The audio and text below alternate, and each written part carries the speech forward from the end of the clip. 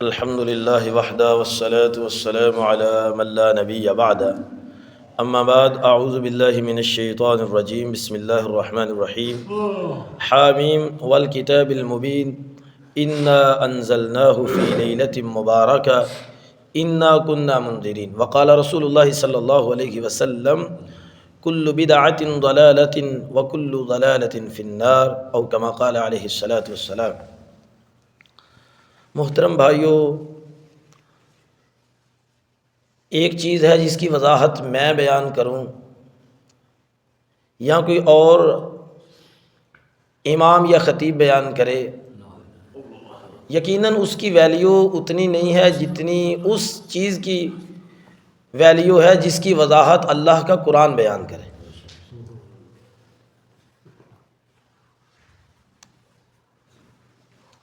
ہم نے اور آپ نے یہ بات سنی ہے ہمارے معاشرے میں کہ لوگوں کو کہتے ہوئے کہ حضرت آدم علیہ السلام کو جب جنت سے نکالا گیا نا، تو بعد میں جب ان کی توبہ قبول ہوئی وہ کیسے ہوئی کہ انہوں نے آسمان پہ دیکھا تو لکھا ہوا تھا محمد، علی، فاطمہ، حسن اور حسین، یہ 5 نام لکھے ہوئے تھے۔ تو حضرت آدم نے دعا کی کہ اللہ ان کے صدقے مجھے معاف کر دے۔ اب یہ ہے وضاحت میری یا کسی عالم کی، قرآن نے اس کی وضاحت کیا بیان کی ہے؟ قرآن مجید میں لکھا ہے کہ حضرت آدم سے غلطی ہوئی، پھر آدم کو اللہ نے چند کلمے سکھائے۔ اب وہ کلمے لکھے ہوئے ہیں قرآن میں، وضاحت ہے قرآن میں کہ وہ کلمے کیا تھے۔ وہ یہ تھے ربنا ظلمنا انفسنا وان لم تغفر لنا وترحمنا لنکونن من الخاسرین، کہ ہم نے آدم کو کلمے سکھائے، وہ کلمے آدم پڑھتے رہے، ہم نے ان کی توبہ قبول کر لی۔ جبکہ ایک طرف قرآن نے وضاحت بیان بھی کر دی ہے کہ آدم کو جو کلمے رب نے سکھائے تھے وہ کیا تھے، وہ لکھے بھی ہوئے ہیں، لیکن جرت، جسارت، ہمت اتنی ہے بیان کرنے والوں میں کہ قرآن کی وضاحت موجود ہے، قرآن کی وضاحت موجود ہے، وہ پھر بھی کہتے ہیں نہیں، بلکہ 5 تن پاک کے نام لکھے ہوئے تھے وہ پڑھے اور اللہ نے معاف کر دی۔ قرآن مجید کی حیثیت یہ ہے کہ غلاف میں بند کر کے بڑی بڑی اونچی پھٹیوں میں اس کو رکھا ہوا ہے، نہ کسی کا ہاتھ پہنچے، نہ کوئی کھولے، نہ کوئی پڑھے کہ اس میں کیا لکھا ہے۔ ہاں اس لیے تو ہے کسی کے گلے میں لکھ کے پڑھ کے لٹکا دیا بس شفا کے لیے، کسی نے تعویذ بنا لیا، کسی نے کیا کیا۔ قرآن کو اس چیزوں کے لیے لوگوں نے رکھا ہوا ہے، قرآن کو نہ پڑھتے ہیں، نہ سنتے ہیں، نہ دیکھتے ہیں کہ قرآن میں لکھا کیا ہے۔ کہتے ہیں 5 تن پاک کے نام لکھے تھے، وہ آدم نے پڑھے، اللہ نے معاف کر دی۔ حالانکہ قرآن میں لکھا ہے کہ ہم نے آدم کو وہ جو کلمے سکھائے تھے وہ تھے ربنا ظلمنا انفسنا وان لم تغفر لنا وترحمنا لنکونن من الخاسرین۔ اسی طرح ہے اس جو رات گزری ہے اس کا طریقہ۔ یہ سورۃ دخان ہے، 25واں سپارہ ہے۔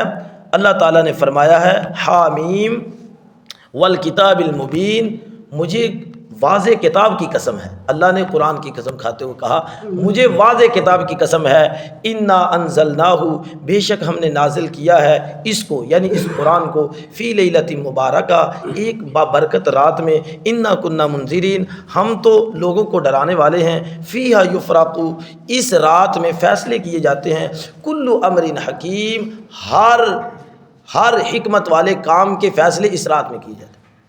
اب ہم نے دیکھنا ہے کہ یہ رات کون سی ہے۔ قرآن مجید فرقان حمید کے بارے میں اللہ نے فرمایا، ہم نے اس آیت میں اللہ نے فرمایا کہ ہم نے اس قرآن کو اس رات میں نازل کیا۔ کس رات میں؟ ہم نے اس قرآن کو اس رات میں نازل کیا۔ کس رات میں؟ اچھا، اس کی وضاحت خود ہی قرآن مجید بیان کر رہا ہے۔ کہاں؟ آخری سپارہ ہے، سورۃ القدر ہے، فرمایا انا انزلناہ فی لیلۃ القدر، ہم نے اس کو لیلۃ القدر میں نازل کیا۔ پھر ساتھ فرمایا لیلۃ القدر خیر وما ادراک ما لیلۃ القدر، لوگوں تمہیں کیا پتا کہ لیلۃ القدر کیا ہے؟ لیلۃ القدر خیر من الف شہر، لیلۃ القدر کی عبادت 1000 مہینے سے افضل ہے۔ 1000 مہینے کی اگر کیلکولیشن کی جائے نا تو 83 سال 4 مہینے بنتے ہیں۔ لیلۃ القدر کی عبادت 83 سال 4 مہینے سے بہتر ہے۔ اور اس کی فضیلت یہ ہے کہ اللہ کے فرشتے بھی زمین پہ نازل ہوتے ہیں، فرشتوں کے سردار حضرت جبرائیل بھی زمین پہ آتے ہیں۔ اب وہ لیلۃ القدر ہے جس میں قرآن نازل ہوا ہے۔ پھر اس کی وضاحت ایک اور جگہ پہ بیان کی اللہ تعالیٰ نے، فرمایا شہر رمضان الذی انزل فیہ القرآن، ہم نے اس قرآن کو رمضان میں نازل کیا، ہم نے اس قرآن کو رمضان میں نازل کیا۔ تو یہاں سے قرآن اپنی وضاحت خود ہی پیش کر رہا ہے۔ یہاں سے یہ ہوا نا کہ ہم نے قرآن مجید کو مبارک رات میں نازل کیا، وہ مبارک رات کون سی ہے؟ وہ لیلۃ القدر کی ہے۔ وہ لیلۃ القدر کب ہے؟ وہ رمضان میں ہے۔ رمضان میں کب ہے؟ آخری عشرے کی طاق راتوں میں اس کو تلاش کرو۔ وہ رمضان المبارک کے آخری 10 دنوں کی جو 10 راتیں ہیں نا، ان میں سے جو 5 ہیں جو طاق ہیں، 21ویں ہے، 23ویں ہے، 25ویں ہے، 27ویں ہے، 29ویں ہے، اس میں تلاش کرو۔ اس میں بھی کسی ایک کو نامینیٹ نہیں کیا گیا کہ یہ ہے کہ 21ویں رات جو ہے وہ لیلۃ القدر کی ہے۔ اب جب رمضان آتا ہے پھر لوگوں کو کوئی نہ کوئی جو ہے اس طرح کا وہ چکر پڑتا ہے، وہ سارے لوگوں کا ذہن یہی ہوتا ہے شاید 27ویں ہی لیلۃ القدر ہے۔ ایسا نہیں ہوتا، کسی رمضان میں 21ویں لیلۃ القدر ہوتی ہے، کسی میں 23ویں لیلۃ القدر ہوتی ہے، کسی میں 25ویں لیلۃ القدر ہوتی ہے۔ فرمایا اس لیلۃ القدر کو تلاش کرو، ایک رات کی وضاحت نہیں بیان کی کہ یہ والی لیلۃ القدر ہے۔ تو اس لیے میرے بھائیوں، یہ جو رات گزری ہے قرآن مجید میں سے، پورے قرآن مجید میں سے صرف ایک آیت وہ جو رات گزری ہے نا یہ والی، پورے قرآن میں سے ایک آیت بھی اس کے حوالے سے نہیں ہے۔ جو نمبر بیان کیا جا رہا ہے، ساری رات جو نمبر بیان کرتے رہے وہ رونگ نمبر تھا، آپ کو رونگ نمبر پہ چلایا جا رہا ہے۔ دیوبند مسلک کے بہت بڑے عالم دین، پاکستان کے سب سے بڑے مفتی تقی عثمانی حافظہ اللہ آج بھی موجود ہے، ان کی لائبریری میں ایک کتاب پڑھی ہے درس ترمذی، مولانا مفتی تقی عثمانی حافظہ اللہ نے اس میں وضاحت کے ساتھ لکھا ہے کہ شب برات کے حوالے سے اللہ کے نبی کی طرف جتنی حدیثیں منسوب کی جاتی ہیں ان میں سے ایک بھی صحیح سند سے ثابت نہیں، ساری کی ساری ضعیف ہے۔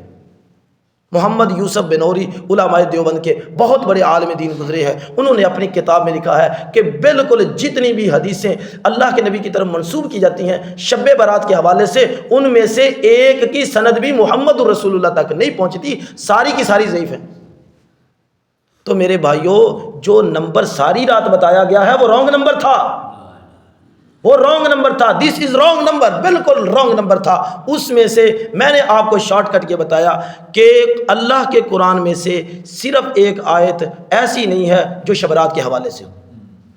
نبی صلی اللہ علیہ وسلم کی حدیث میں سے کوئی بھی صرف ایک حدیث بھی ایسی نہیں ہے جس کی سند محمد الرسول اللہ تک پہنچتی ہو اور وہ صحیح ہو اور وہ شبرات کے حوالے سے ہو۔ پھر دلائل کی کمزوری اتنی ہے دلائل کی کمزوری کہ پوری دنیا کے وہ علماء جو شبرات کو بیان کرتے رہے، پیش کرتے رہے اور شبرات کی فضیلت و جو ہے اہمیت بیان کرتے رہے، ان میں سے کسی ایک کے پاس شبرات کا عربی نام ہی نہیں ہے۔ شب کبھی سنا ہے آپ نے؟ شب فارسی کا لفظ ہے بھائی، شب تو عربی کا لفظ ہی نہیں۔ یعنی دلائل کی کمزوری اتنی ہے ان کے پاس، اتنی ہے کہ ان کے پاس شبرات کے لیے کوئی عربی نام بھی رات کے لیے وہ پیش نہیں کر سکتے۔ تو اس لیے میرے بھائیوں، نبی صلی اللہ علیہ وسلم کے صحابی حضرت جابر بن عبداللہ رضی اللہ تعالیٰ عنہ بیان کرتے ہیں، ہزاروں کا مجمع اللہ کے نبی صلی اللہ علیہ وسلم کے سامنے صحابہ اکرام کا بیٹھا ہوتا، آپ ہر خطبے میں یہ بیان فرماتے، کل بدعۃ ضلالۃ وکل ضلالۃ فی النار۔ میرے صحابہ، جو کام میں نے نہیں کیا، جو کام میں نے نہیں سکھایا، اگر کوئی اپنی طرف سے کرتا ہے تو وہ بدعت ہے۔ اور آپ نے فرمایا وکل بدعۃ ضلالہ وکل ضلالۃ فی النار، آپ نے فرمایا ہر بدعت کا ٹھکانہ جہنم ہے۔ نبی صلی اللہ علیہ وسلم پہ قرآن مجید نازل ہوا، آخری سپارہ ہے، سورۃ الغاشیہ ہے، فرمایا عاملۃ ناصبہ تصلی نارا حامیہ۔